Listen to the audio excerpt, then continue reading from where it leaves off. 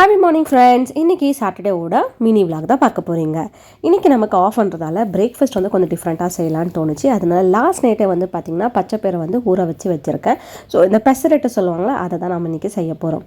So பச்சைப்பயிரில் தண்ணி நல்லா நம்ம இருத்துடணும். ஸோ அதுக்காக இந்த ஒரு ஸ்டெய்னரில் போட்டு வச்சுருக்கேன். அதுக்கு அடுத்து வந்து பார்த்திங்கன்னா தேவையான அளவுக்கு பச்சை மிளகாய், இஞ்சி, கொத்தமல்லி, கொஞ்சமாக சீரகம் சேர்த்துக்க போகிறேன். பெருங்காயம், மஞ்சப்பொடி, உப்பு இதெல்லாமே சேர்த்து பச்சைப்பயிரோடு சேர்த்து நம்ம அரைச்சி எடுத்துக்க போகிறோம். ஸோ இதை போட்டாலே போதும், ரொம்ப டேஸ்டியாக இருக்கும். அண்ட் தொட்டுக்கிறதுக்கு என்ன செய்யலான்னு பார்த்துட்டு கதம்ப சட்னி செய்யலானுக்காக செஞ்சுருக்கேன். ஸோ முடிஞ்சதுன்னா அடுத்து ஏதாச்சும் ஒரு ரெசிப்பியில் இல்லை விலாகில் நான் கதம்ப சட்னி எப்படி செய்யுதுன்னு உங்களுக்கு ஷேர் பண்ணுறேன். மதியம் லஞ்சுக்கு முருங்கைக்கீரை சாம்பார் தான் செய்ய போகிறேன். கொஞ்சம் சக்கரவள்ளி கிழங்கும் வேக வைக்க போகிறேன் ஸ்நாக்ஸுக்கு.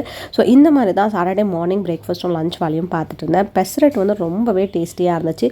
வெறுமையாக சாப்பிட்டாலும் ரொம்ப டேஸ்ட்டாக இருந்தது. கூட கதம்ப சட்னியோட சாப்பிட்றப்போ ரொம்ப டேஸ்ட்டாக இருந்தது. பாய் பாய்.